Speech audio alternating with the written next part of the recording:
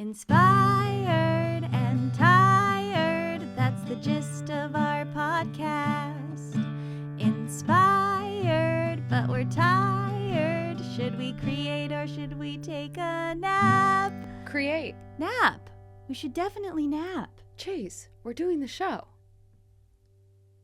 That's right. Of course we're doing the show. Yeah, no, that's what I said. Yeah.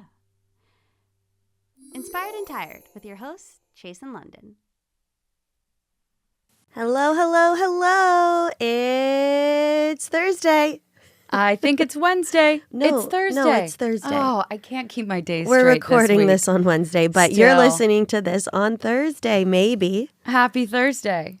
This is Inspired and Tired with your host, Chase and London. I'm Chase. I am London. And this is a podcast on creativity and how to live a creative life.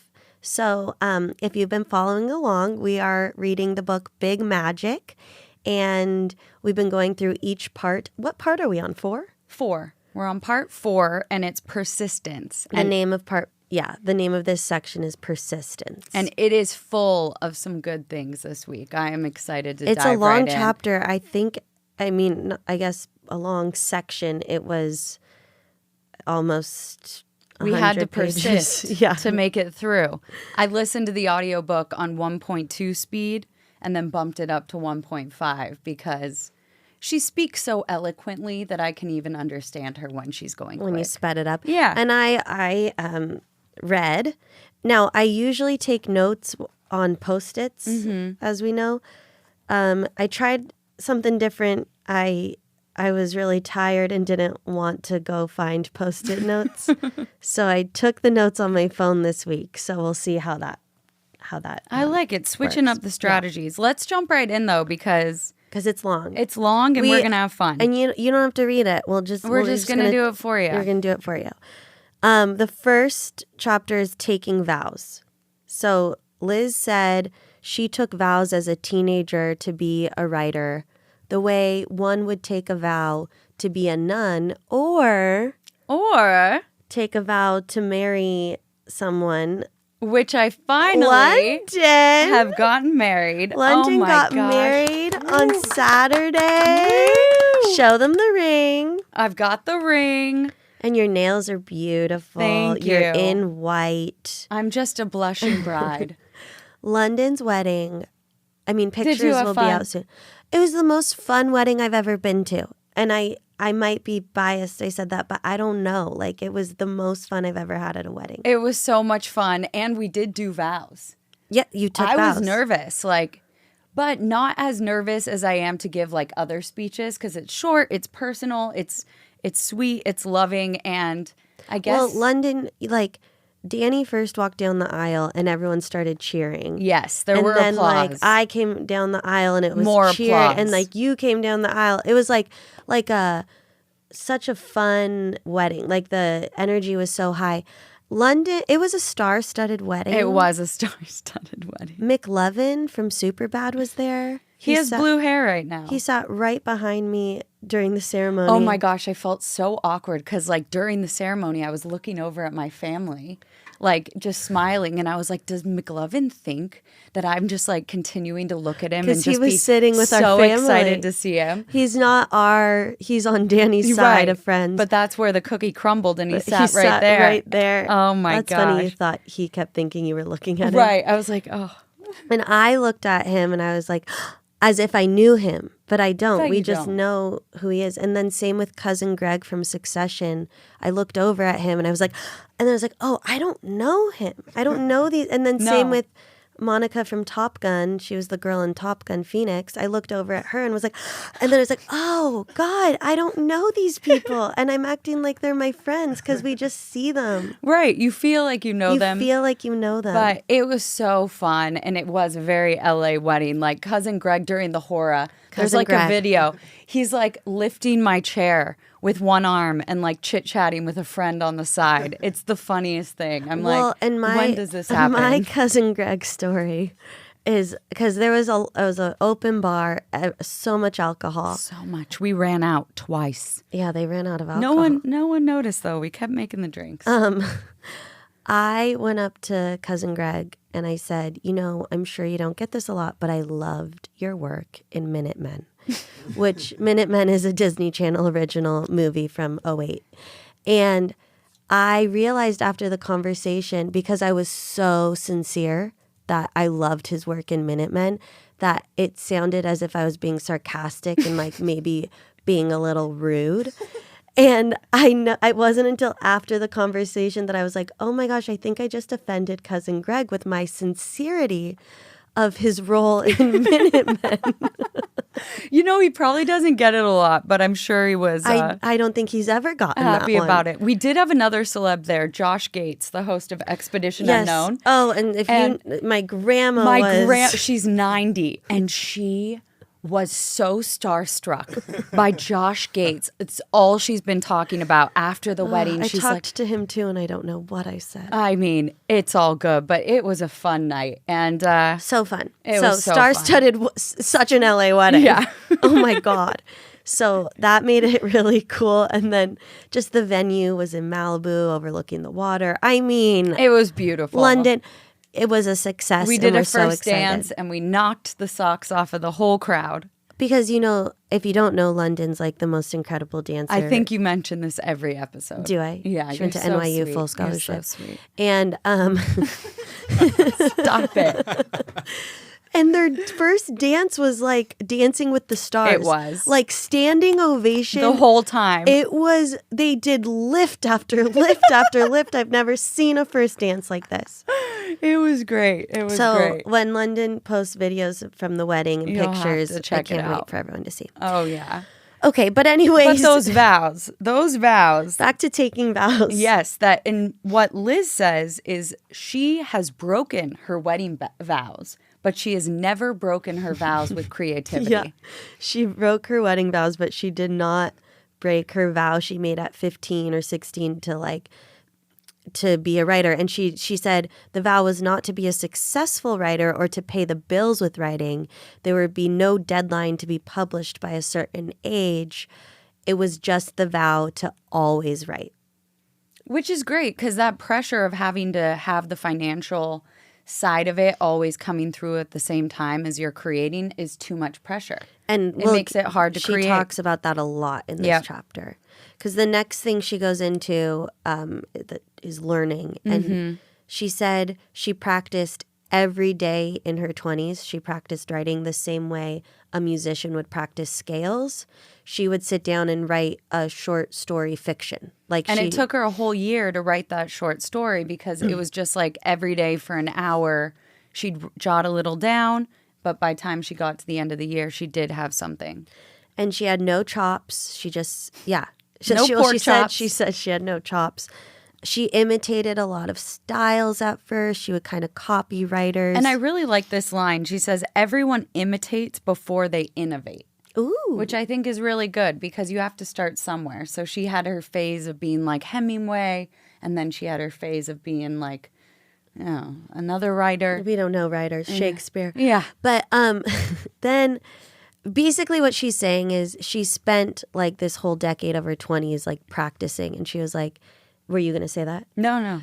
Basically, if she had spent her whole 20s playing basketball, she'd also be a really good basketball player. It just like, she just did it every day. And if you do something every day, no matter what, for 10 years. You're going to get, and this reminds me of the 10,000 hour thing. Totally. Like if you do something for 10,000 hours, you become like very much an expert in that thing. Like for 10 years, which is about 10,000 hours, that's enough time to get 2 masters and a doctorate. So you're an expert. I mean, I always say I have 10,000 hours in dance. Same. Dance and crocheting. Yeah. I think, yeah. I mean, I don't think I'm... Oh, that was the air conditioning. I thought someone was coming in. Yeah. So just like if you have your 10,000 hours, you're pretty well versed. Definitely. I do think I have 10,000 hours in driving, but I wouldn't say I'm an expert driver. Trying to think what else. Interesting. Yeah, perhaps. Well, But you're not like a race car driver, No, but if you you're wanted right. to Uber, you'd be good. I'd be good. You'd be good. The Beatles got their 10,000 hours because they started out, they got their 10,000 hours before they even like anyone knew about them because they would play at a strip club every night in like 6-hour sets just as a band. Strip club. playing Lots around. of people. The Jackson 5 got their start. That in is strip inappropriate. They got their start in strip clubs. What? It's infamous that their dad was like awful. Oh my gosh. Yeah, Michael Jackson was like 6 in strip clubs. Wow. That one Yeah. I didn't know, but the Beatles I knew So about. if you're an aspiring musician, find some strip clubs to play yeah. music in. Or dance. Get those hours or dance. But this kind of goes into the fact though that it's never too late Yeah, she said you don't have to be in your 20s. to do your 10,000 hours at anything. She talks about Winifred, who's 90. 90. And at 80 years old, she became obsessed with Mesopotamia and decided to learn everything about it. She became an expert in the history of Mesopotamia at 80. And by the time she was 90, People were coming to her for all the Mesopotamia stuff. And at 80 years old, like she was like, oh, I'm passionate about this. She went to the Middle East on archaeological digs, learned cuneiform script. I assume that's... I think that's writing like from back in the day. So yeah, she got her 10,000 hours in the history of Mesopotamia at 80. So you don't have to be in your 20s like Liz, which made me feel a lot better. I think so. I think that like resonates a lot with you and with me, but like, because we've always had this idea like by a certain age we have to accomplish certain things, and just taking that pressure off is necessary to be able to move forward. Yeah, it's like I can start if I wanted to comedy at 80. You could, and I bet you'd be great. Like, I bet I would. I bet there wouldn't be much competition. Not much competition. You'd have your niche. So maybe I wait a few years. Yeah. I'm getting close. Okay. It goes into the empty bucket, and it says, at first, when you're learning a craft, it feels like you're constantly lowering an empty bucket halfway into a well and only bringing up air. But What's going on over there? I was trying to not burp. Are you just bringing up air from your belly? I was trying to get through that without... that's a metaphor. Yeah. Okay.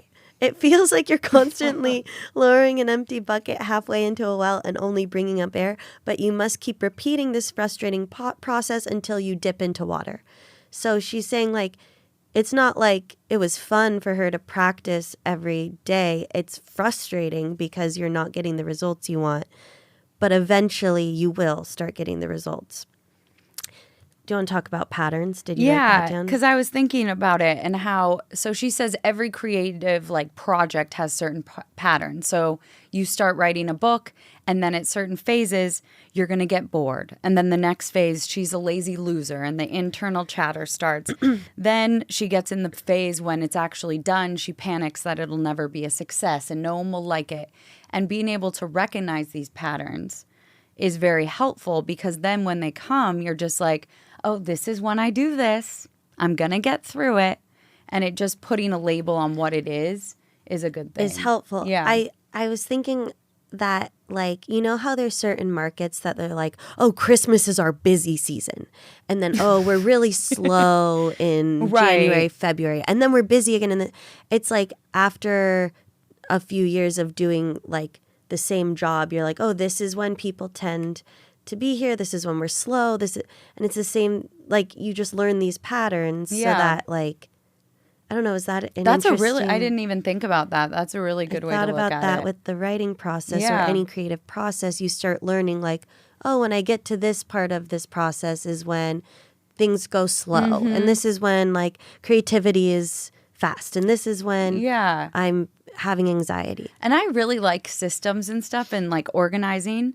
And I think that's almost good, like, the next time a big creative project comes along, to, like, notate your thoughts as you go and maybe get clear on what that pattern is. and then refer to it in the next one, and maybe I that was will thinking start that helping. too, because I've never taken note of the pattern of creativity. Me neither. I just, wind hits the seat and I'm off. Yeah. What's that? I don't know. Sounds like something like the bucket. Gas the other way. Yeah. Okay. Wind hits the seat. Well, I just fly by the seat of my pants. That's the one I was thinking of. I just go. It was close. I've never heard that one. You've heard fly by the seat of my pants. Okay. Wind hits the seat. Okay.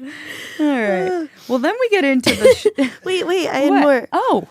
I wanted to say I got really into the patterns of the moon last night. Oh, gosh. And I was looking at, because they say like... How long were you out there? What do you mean out there? I was reading on my phone about the patterns of the moon. I thought you were sitting out looking at the stars. I wish. Taking in the moon. That would have been beautiful. That would have been great. Notating when a twinkle arises. No, I was pulling tarot cards, and then I read about the moon cycle, and then I fell asleep. But basically, when it's like the full moon is when you're supposed to do something, and when it's the new, I haven't memorized it yet. But each phase of the moon is like when certain things come easier, apparently. And I was like, maybe I should take note of like, oh, I'm really anxious right now. Is that because it's a waxing gibbous moon? I don't know. You never know. So anyways, that was Report an interesting back on that pattern one thing too. Yeah. Okay, the shit sandwich is next. Yep. Mark Manson, he wrote The Art of Not Giving a Fuck. Oh. But when she wrote this book, he hadn't written that book Okay. yet. So she's just ahead of the times. Yeah, she is. He said, every single pursuit, no matter how glamorous it may seem, comes with its own shit sandwich. Everything at some point is not going to be great. So whatever flavor of sandwich you pick, you better like it. Yeah, like it's not what are you passionate about? It's what are you passionate enough about to endure the most disagreeable aspects of the work. And she she referenced like, if you want to be a mother, you're going to put up with the morning sickness. If you want to be a lawyer, you got to put up with the 80 hours a week. Work week. Like, if you want to be an artist, you have to put up with like hundreds and hundreds of rejection letters. So what is it in comedy that you have to put up with? Rejection. Mm-hmm. And rejection. Driving all around LA in traffic. Oh yeah, not being on the road a lot, not having a schedule that's consistent, losing my voice. I mean, it's a lot. Yeah. Yeah. It's what a lot. do you have to put up with as a crocheter? Oh, well, not many people do it. So I find a lot of pressure relies on me whenever I go on a job. Like, I don't have a bunch of people I can just be like, hey, come and help me install this huge crochet blanket on a wall. Oh, can I say something about your wedding? Yeah. London crocheted a huge mural of her and Danny that said just married. And then it got featured on NBC on Monday. It did. I was on the news. And they did a whole piece about London, and it was amazing. And she was wearing the same outfit. I was. Taking it back to this, though. Okay. Part of the shit sandwich of crocheting those things, when I got to the venue, my hair was done, my makeup was done. You had to put up a sweat. I was up there putting together the step and repeat. I was hanging up the chuppah. It was all crocheted, so you know, you were sweating right before having to walk down the aisle. I was glistening. I wasn't in my dress when I did it, luckily. But so yeah, everything has a bad side of it. So figuring out what you love so much that none of that matters is the hardest part. And in the book, The Art of Not Giving a Fuck, Mark Manson talks about he wanted to be a rock star so bad. And then when he realized you had to rehearse every day and you had to, like, it was really hard, he was like, oh, I don't want it that bad. Yeah. And Liz talks about her friend who, like, wanted to be a writer, but when success wasn't coming, he was like, oh, I don't like this part where I'm, like, questioning if I'm good and I'm not getting success. Like, I don't like, and that's part of the shit sandwich. So he didn't like it enough and he quit. So figure out if you really like it enough to pursue it full time. You gotta like the bad to love the good. Yeah. So this one's fun, day job. Oh, fun. Because you have a lot to say on this. I have always stood by this, and not saying there's one way to do things. Like when I graduated college, the the speech ended with like, jump and the net will appear. And this is the complete opposite theory of that. But I've always loved kind of my path to getting to where I am because I was working full-time job. And on the side, I was putting up crochet art. I was starting to get little jobs here and there. But before I quit, it was like 2.5 years of my full-time job. And I had to get a billboard in Times Square before I was like, okay, I'll quit. I won't have health insurance. I won't have discounts on Apple products. Like, I made every excuse in the book before I quit. And I'm so grateful I did because I'm not there wondering how I'm going to pay rent this month. I know I have a paycheck coming in. And Liz, she didn't quit her day job until Eat, Pray, Love came out. She had published 3 books. That got great reviews. And she still kept her day job. It wasn't until Eat, Pray, Love, the #1 best-selling book ever. And she then was like, okay, I can quit my job. And it reminded me of you because London literally crocheted a billboard in the middle of Times Square for Miller Lite for her to be like, okay, I can quit my job. Now I'll go and quit. But she says bills murder creativity. And I can see it because if you aren't sure of where the money is coming from, it's too much pressure to create. She said she was always willing to work hard so her creativity could play lightly. And there's nothing dishonorable about having a job. That's what J.K. Rowling did. And then she named 7 of other authors I don't know, but that's what they did. Is it's not dishonorable to have a job. And when Liz hears people tell her, "Oh, I'm quitting my day job so that I can go write my novel." A book. Oh, she cringes. Her palms sweat.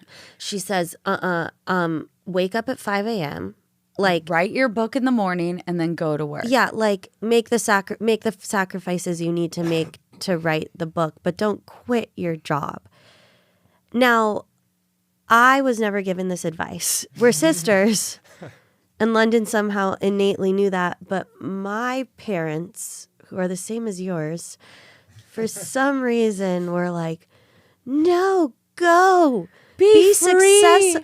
Go create. That's what you have to do. And I never got a full-time job. I've always had jobs because I've needed to, but I didn't have a steady job ever. Never have I ever. I guess that's a great one. Never have I ever had a steady job. That's a great one. Yeah. Because even PAing on Curb Your Enthusiasm. That was a good job. Yeah, it was good, but it's only 7 months out of the year. Right. And then you have to find your next job. It's not steady. So yeah, that's been tough on me. And I really wish my parents told me to go get a normal job. Well, it's never too late. It feels too late. She was 80. I know, but she not 80 getting a job, 80 following her passion. Yeah. But anyways, do what London did is what I'm saying. There's also no one right way to do things. But as someone that didn't work at Apple full time with the paycheck coming in every week, I think it has added a lot of pressure that this is it. There's no plan B and you better make it. And that I don't think is healthy for a creative life. Well, she said yelling at creativity is like yelling at a cat. And I liked that. Yeah. It's it's not going to listen. It's not going to come. You can't Cats yell at don't it. understand you and they're just scared now. Yeah. Yeah. The next part is paint your ox. And I love this. She was like, creative living isn't always easy, but it's always possible. Liz was in India, obviously during Eat, Pray, Love. She visited a village where a man decorated his ox. He painted one horn pink, one horn turquoise, put little bells, and she saw so many oxes, but that's the only one she remembers. But what she's saying is this Indian man, he didn't have resources to be an artist. He used what he had. So he used his ox. And she's like, money helps creativity, but if that's all people needed to live a creative life, then the mega rich would be the most imaginative, and they are not, right? I mean, Beyonce. Well, she's talking pretty like creative. But yeah. Like a CEO at CEOs, a high power firm. Wall Street. Right. I would say Beyonce is living a creative I life. would too. But she didn't start as mega rich. It came. Yep. Did you write about Moby Dick? No. Can I talk about it? Please. Do you know who Herman Melville is? He wrote Moby Dick. I didn't know when she was talking about him. She wrote in a letter, or he wrote in a letter that he couldn't find time to work on his book about a whale because I didn't put it together because he's always been being pulled hither and thither by circumstances, and he longed for like a big, wide open stretch of time that he called the calm, coolness, the silent grass growing mood. And he never got that long stretch of time, but clearly he wrote Moby Dick. And everyone dreams of that long stretch of time. I dream are like, of it. if only I could have this. If only I could have 3 months to just live in a cabin, and unless you get a grant or something, like maybe, but you're always going to be going back to reality. And something's always going to come up, even if you are on that 3-month adventure. You're never allowed to just create. It's like this dream. Yeah, so she says get out of your head that you need a long stretch of time. Like you can write Moby Dick even when life is pulling you thither and hither. So yeah, Moby Dick. And it's interesting. She goes into next, like, calling it have an affair with your creativity. Which I thought was odd because she also calls your creativity your inner child. I just felt like it was a little incestual. Well, but she goes into treat your art like a passionate lover you're having an affair with. Even if you're in a marriage and have kids, you're going to, I hate all this, but you're going to have time. You're going to have 15 minutes in the stairwell. Run away with your lover. Like people in affairs always make time for their affairs. They take a 3-week getaway, or not 3-week, 3-day getaway and tell people they're on a business trip. Yeah. Like steal time away with your creativity. They leave a party early to go meet up with their lover. A rendezvous. And she's like, leave a party early and don't tell people where you're going, but you're going to write with your creativity. Ooh, like go steal 15 minutes in the stairwell to write 15 minutes of whatever. She even says, get dressed up. Put on shiny shoes, put on perfume, lipstick. Yeah. Like, dress yourself when you're being creative. Well, she says seduce. Yes. Seduce creativity into you. And I guess his name was Tristram Shandy is the one that said that. He was like, he would shave and look nice and put on his cologne. A wig. This was the 1800s. Yeah, it was a long time ago. And he felt like that would attract the creative spirit to him. And I kind of get it because sometimes you're working so hard, you haven't showered, you smell, you're wearing sweats. And like if you do shower and kind of just put on some new clothes, it does reset you and give you a new perspective of what you're working on. So Liz says it works every time. We gotta try I was reading this and I was like, the creative energy, spirit, whatever it is, likes pretty people. Like it's a little biased. Like it wants to work with you if you're pretty. I think what it's saying is when we get dressed up and we ourselves feel good and confident about ourselves, that's when it comes. So even if you feel your best self in whatever it is, looking whatever way you want, that's what brings it in. Liz says she puts on lipstick and she never does, but she puts it on for the creativity to find her. It's cute. I was iffy about this whole affair thing when I started reading it, but I like it. I'm going to try to get dressed up the next time I'm in a funk. Okay, yeah. We'll just get dolled up for creativity and have an affair. So that was fun. That's fun. And then it goes into fear in high heels, which basically she's saying that like fear is, no. She said perfectionism is just fear in high heels. Yes. All this dolled up stuff. I know. We're getting dolled. We should have dressed up today. I think we did. Oh. We didn't? I mean. My hair, I haven't washed it since London's wedding. Because they put so much hairspray in it and it stayed for so long, but I have to wash it. I mean, if you feel pretty, that's you look beautiful. I've showered. Yeah. I just haven't washed my hair. That's fine. Okay. It's been 5 days. Okay. So perfectionism is fear in a fancy coat. Yes. Liz had a friend who wanted everything to be perfect. And she would rather not write than to write something bad, which I can relate to that. You can't be lazy and a perfectionist. You have to be an extremely disciplined half-ass. Say that 10 times. Go. Extremely disciplined half-ass. Extremely disciplined half-ass. Okay, you're fine. You're good at that. Oh. And she says women are more worse with perfectionism. And because of every single message the history of society has ever sent us.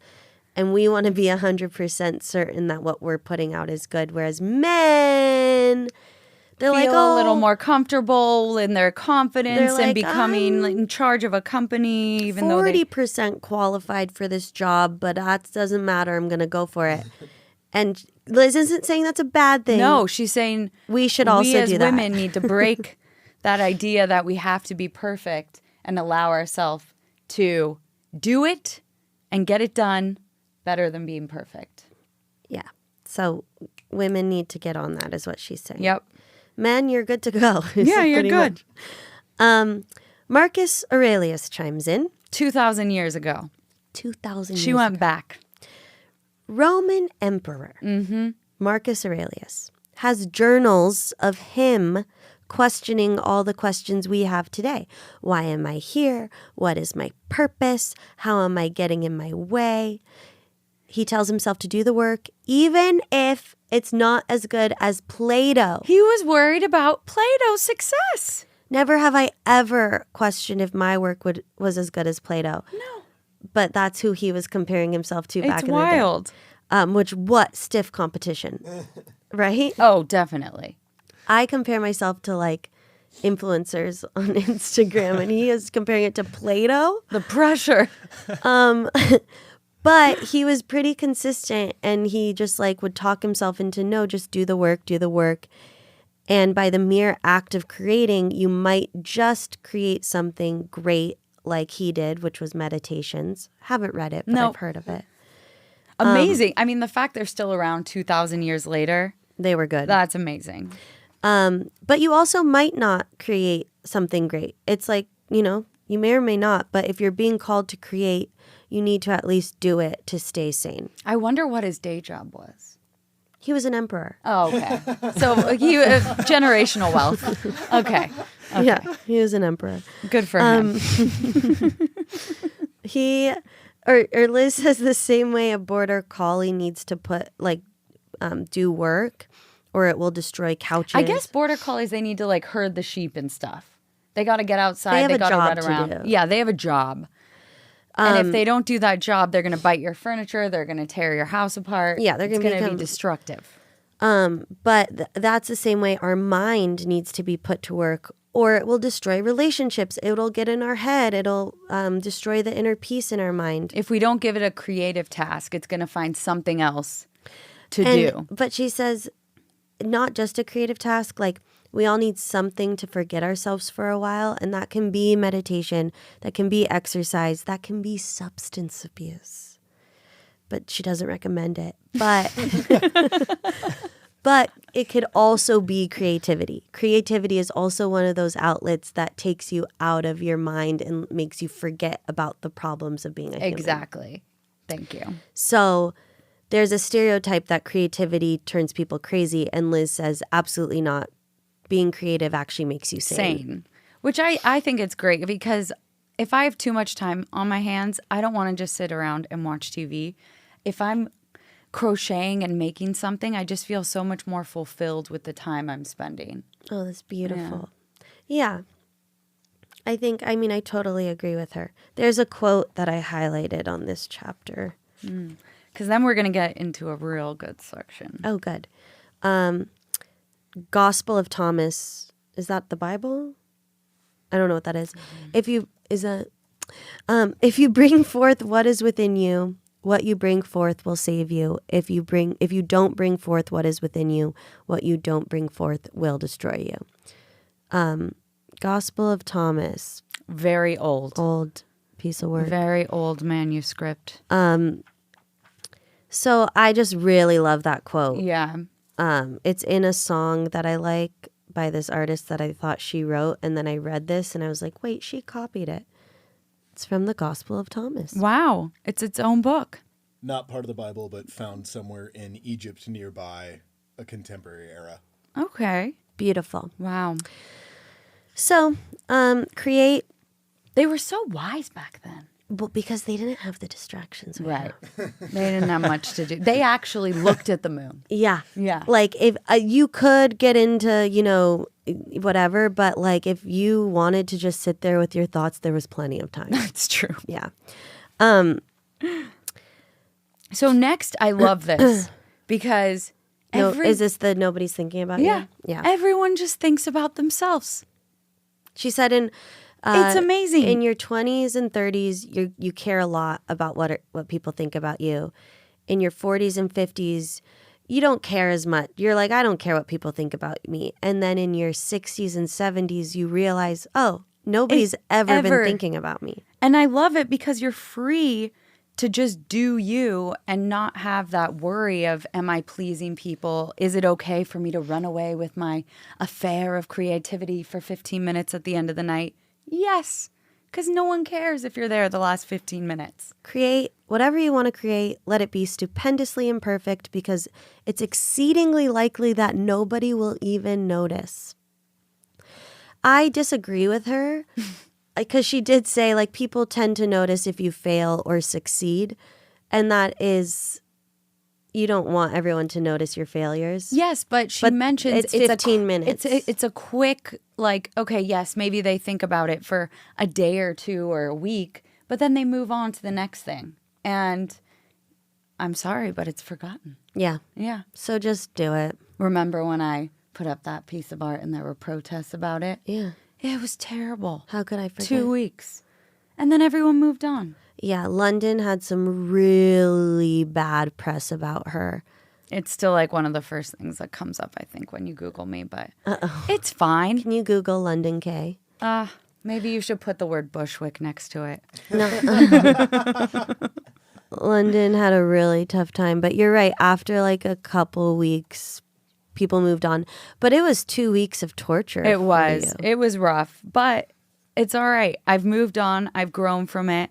And that's what it is. Hey, look, your website's first, then your Instagram. We got some how-to videos. Oh, London.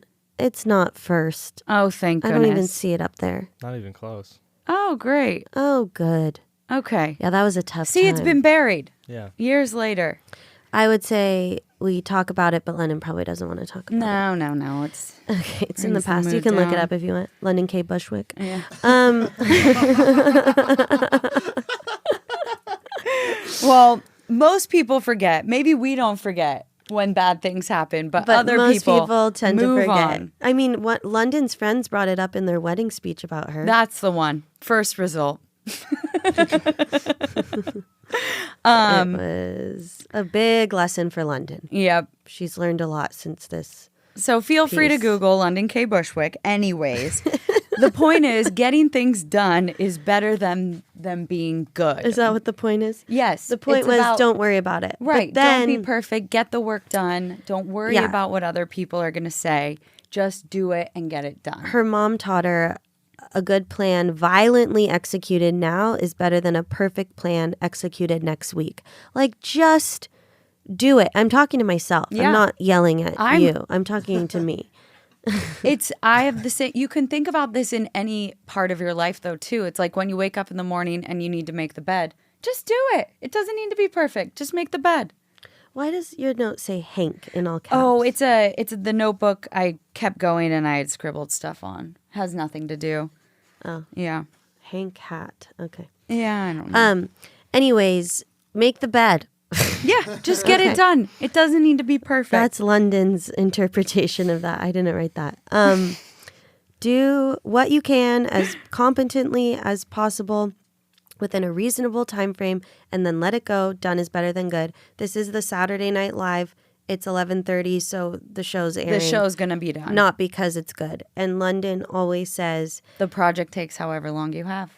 And you usually have, like, deadlines. Yeah. It's harder when it's Someone something like on me, yourself. when I'm, like, the one giving myself a deadline, I really don't have a deadline. So setting deadlines is really good. And remembering, just get it done. It doesn't need to be great. And it reminds me of, so she talks a bit more about, like, she lived in a crooked house or something. It did its job. But since we're on Google, I crocheted a banana one time. Okay. London K crochet banana. London K banana. I stuffed it under my bed because I thought this banana was so ugly. All the colors were mismatched. The yellows didn't match. I was like, there's no way that anyone's going to know that this is a banana. London K, your banana doesn't show come up. Oh, your banana Pop-Tarts do. Yeah. Okay. It's been buried as well. Anyways, the banana looked like a banana. It was a banana on a fence. I mean, I see it perfectly in my mind. I remember hung it this up. banana. It was like no one cared that the yellows weren't right. And it took me weeks to just like peel that banana out from under my bed and throw it up on a fence. What, And did the banana go viral? No, but I love it. It's still one of my favorite crochet pieces. So yeah, it's maybe it's an oldie but goodie. So I get why it's might not be not online. popping up. But Yeah, you know. what Liz was saying with the Crooked House is she wrote a book called Signature of All Things. And it took her 4 years to write it. And there was this one character that wasn't right. She really didn't think it was a good character. It wasn't developed fully correctly. enough. And she was like, you know what? If I'm going to make this character developed, I have to go back to the beginning. I have to start from scratch. I have to like Make like, the book way longer. Yeah, she's like, you know what? this is too much. This is fine. This is good enough. And guess what? The book came out. Nobody cared about that character. Some people wrote a review here and there, but she got tons of good reviews. She got tons of some bad reviews. reviews. Like, I think she got tons of bad reviews. This book was like, you can't like compete with Eat, Pray, Love without a lot of bad press. Yeah. People but it are very still did it, judgmental. and she put it out, and I'm proud of her for that. I gotta say, she was like, whatever. I worked on this book, and now it's out, and now I'm gonna write my next book. She has a very good like, I'm just constantly doing the work, and it's not about if it's good or bad. It's my contract and my vow with myself as a writer. Mm-hmm. So the world didn't end. That it wasn't perfect. She just put it out. and it probably would have gotten the same reviews either way. Yeah. you know. Exactly. So the half-ass mantra. I think we need to remember it. That's what all this is. Is that what this Yeah. was called In Praise of the Crooked House? Right, but like we're talking about, what was the thing you made me say 10 times? Oh yeah. I forget. But anyways, we move on to success. Makes me nervous just saying the word, but because you might be adored for a while, then go out of style. And feeling that we talk about success I liked this all one the a lot time. because she talked about. I'm going to read this quote I highlighted. Okay. She thinks of success as a goddess. Yeah. The patron goddess of creative success can sometimes seem like a rich, capricious old lady who lives in a giant mansion on a distant hill who makes really weird decisions about who gets her fortune. She sometimes rewards charlatans and ignores the gifted. She cuts people out of her will who loyally served her for their entire lives, and then gives a Mercedes to the cute boy who cut her lawn once. She changes her mind about things. She's never obliged to explain herself to us. In short, the goddess of creative success may show up for you, or she may not. Probably best then you don't count on her or attach your definition of personal happiness to her whims. May be better to reconsider your definition of success when it comes to creative arts. I think that's so, like, wraps everything into creativity and how some are chosen. It's not if you're wearing lipstick. No, it's just the goddess is going a little The goddess kooky. likes pretty people. She Yeah, likes she gave the Mercedes to the boy. the lawnmower. Yeah. And if you think about a career in the arts, if you're good looking, a lot of times you get a bump up. Well, just saying. she says that like talent, luck, randomness are all things we can't control, but discipline is what we can control when it comes to our creativity. So that's why we need to show up, do the work, and keep going forward. Yeah, like having a career in the arts is a terrible job. There is no security. There's no climbing the corporate ladder. It is luck and talent, which you have no control over.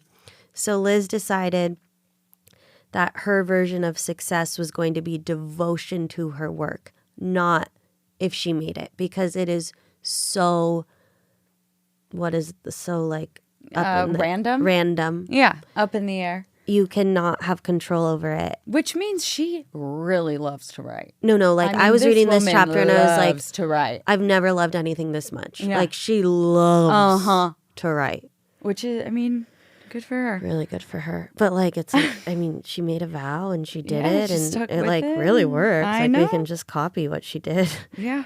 But uncertainty pretty much is what we signed up for, and we just stubbornly need to keep making things.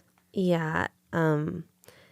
Yeah. I liked what she said about her version of success is devotion to her work. And I've had a spiritual coach tell me to define what success is to me, because to some people, what I've done in my career is success. Absolutely. And to me, because I'm in my head, I'm like, oh no, there needs to be more. It needs to be more. And it's like, unless you define what success is for you, then you're always going to be reaching for something more.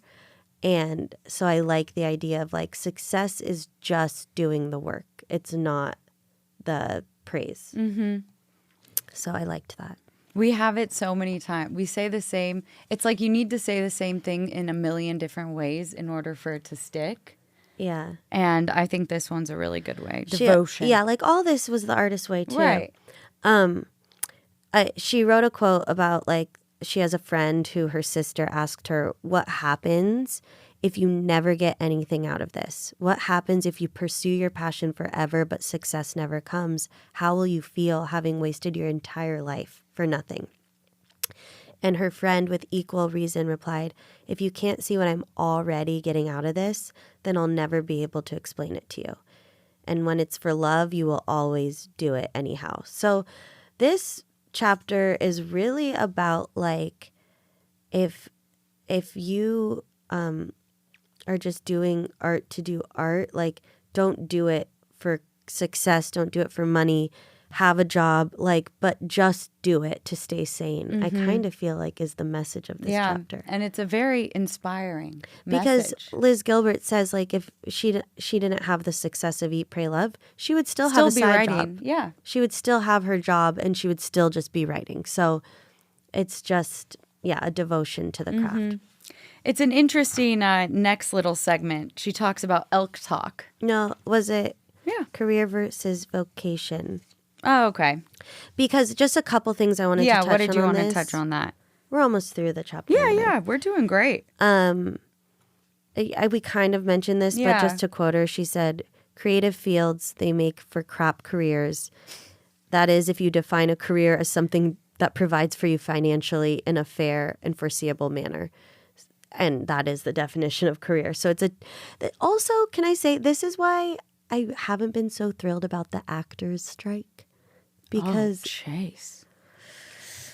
Because hot take over because here. this is a creative field. There is no guarantee. I don't get why all of a sudden actors feel like they need to support themselves with acting. Like since when, unless you become Liz Gilbert or like Leonardo DiCaprio, like in a field in the arts. But it's never been a guarantee in the arts that you're going to make a living. Well, it's very lucky now, hopefully, with this change, because the strike is ending. Now actors can feel like, wow, I am supported. This is like a more stable career path. And I think that's great. I think that's great. But since when have the arts ever been stable? Okay, so it's a positive. It's a positive. Huge positive. Okay. I just was like, I don't get why all of a sudden we think we're supposed to be supported by the arts. We've never been. If there's a crochet strike, I'm standing strong. You are. Oh, yeah. I didn't pick it. Give me. Don't tell anyone. Technically, you're not in SAG, so you're good. I technically am. Oh, but I've what? never paid my dues, so maybe. I had to join for Curb Your Enthusiasm, but I didn't pay? I don't know what happens. Do we have to cut this out? I don't know. I don't know. Okay. All right. The So uncertainty. But then I had one more thing about this. Yeah. There's this whole thing about like AI is going to take over our jobs. there and no, is. okay. And when this was written in 2015, people were still concerned about the internet and jobs being taken away. Guess what? The arts were always a crap career. It's not like back in 1989, anybody was saying, you know where the money is? Writing. Yeah, no. Never. And they weren't saying that in 1889 or 1789. And they won't be saying it in 2089. This has never been a career that's good. So just know that. Yeah. It's not a good career. Wow. She's trying to make her point. The thing that she does so well in this book, it comes off so positive and loving. And when we're going through and reading it, she is harsh. Yeah. She lays the facts Well, out there. she's really trying to say, which exactly in this next part, Yeah. Elk Talk, is that like there is no certainty.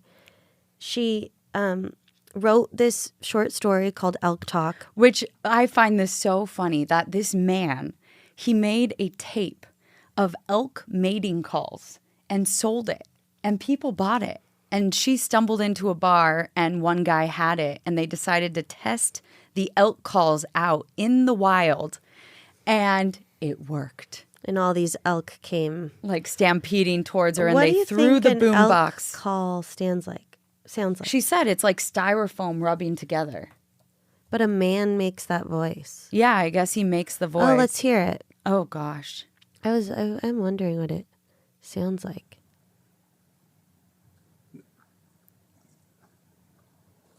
Elk mating call. Pretty quiet.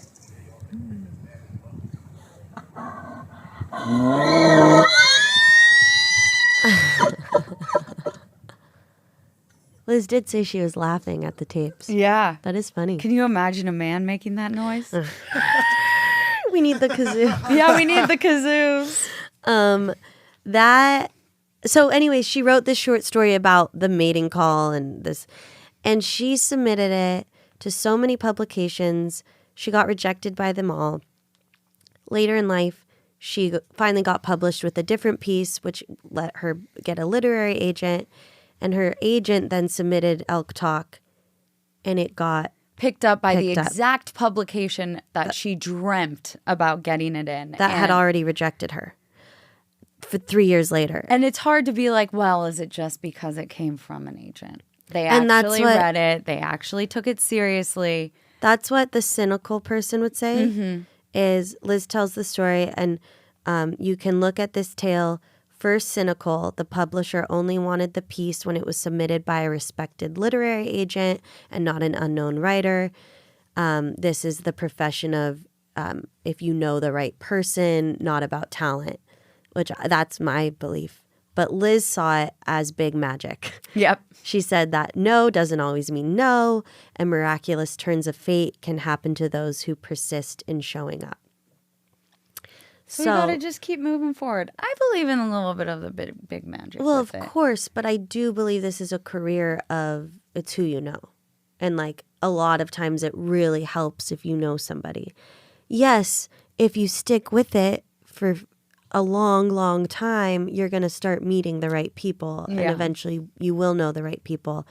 But you can't be an unknown writer and make it. You kind of have to have people vouch for you. The longer you do it, though, the more people you get in your circle, and that's going to help.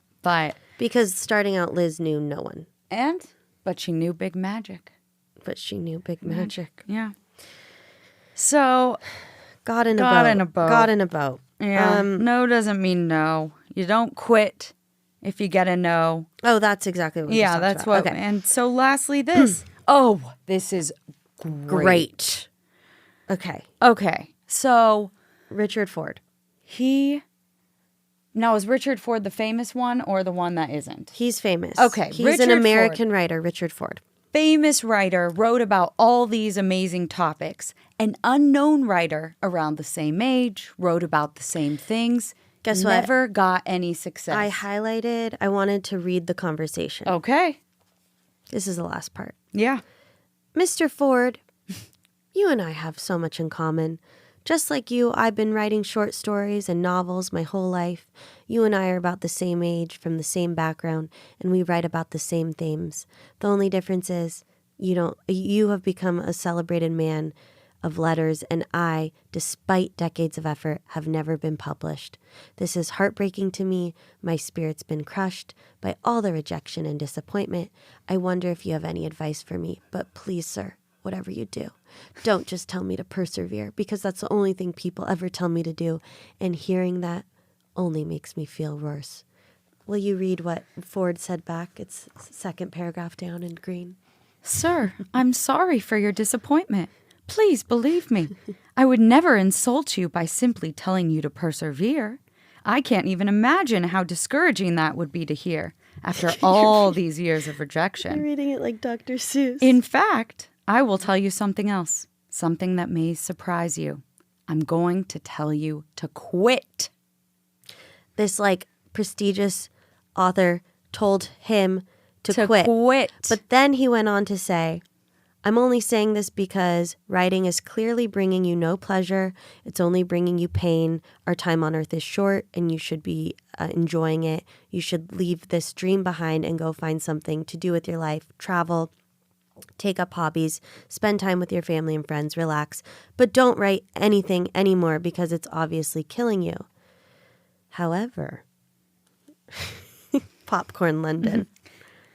If you happen to discover, after a few years away from writing, that you have found nothing that takes its place in your life, nothing that fascinates you or moves you or inspires you to the same degree that writing once did, well then, sir, I'm afraid you will have no choice but to persevere. Okay, that's Boom. the end of the section, but what a great one to end on. Perseverance. Because basically this whole chapter is her being like, it's not about the success. It's about doing it because you love it. And if you're not loving it, don't do it. If you're not loving it and you're so caught up in the misery of not becoming successful, then go do something that makes you happy. Mm-hmm. And if you take this break and you find that, oh my God, I'm just itching to write because I miss it so much and it just brings me so much joy, or I'm itching to crochet, then go do that. Do it again. Keep going. But if it's just causing you you pain and sadness, stop. So I love this chapter. I Yeah. think it's filled with so much big magic and so much to take away from it. And I would say, as a little challenge, because I really like what you said about you defining what success is to you. I've never done that. I know I should go and take some time to really think Yeah. that through. I'll get dressed up. I'll put on my lip gloss. I'll put on my perfume. that should be a good homework assignment. But yeah, for anybody else who maybe that's stuck with, take some time and write what success is to you, because and think it's get a important. job. Think what it said. Get a job. Don't put the pressure on your art to make the money. Just create because it keeps you sane. It's instead of doing drugs, just create. it's fun. And then I think my new what I think success is will be the devotion to the work. Yeah, I think that's I like that one. a great kind of definition of it, and I can't wait to see what next I thought week's all success about. for me was Jimmy Fallon late night. Right. Now it's just devotion to the work. So takes How the pressure off. how the script is flipped. The script is flipped. Just Yeah. wind under my seat. Yeah, just carrying you straight through, flipping those pages, and that's great. This was fun. Yeah, so I hope we articulated this chapter well, and that you're inspired. And not tired, and we cannot wait to be back with another episode next week. Thank Make you. sure to like and share and thank follow you for along. liking and sharing and following along. And at London's wedding, I was sitting next to a friend who was like, how can I help your podcast? And I really said, I know you are doing this, but if you're not, leaving a comment really helps. Writing a review really helps. Liking it really Subscribing. helps. All those things really help. If you don't want to listen to it, just have it on in the background on silent. I don't know, just but finish it. Listen to it. And yeah. Two people. What? Two people to listen. Ooh, share it to two people. Oh. They'll tell two other people, and they'll tell two other people. Okay. They'll tell Oh. Okay, send it to two people. And then they'll tell two other people. And then they'll tell two people. Because we really are so happy that this has been helping everyone that's been listening. So if you want to share, that'd be great. And I still have shirts on sale on chaseodonnell.com. Woo! London has a book out. I have a book, Crochet with London K. You can also give me a Google for my little news segment this week on NBC, London K NBC. Why don't we put that in the description? We'll send it to you. Stay happy, people. Stay inspired. Stay inspired. Bye. All right, bye.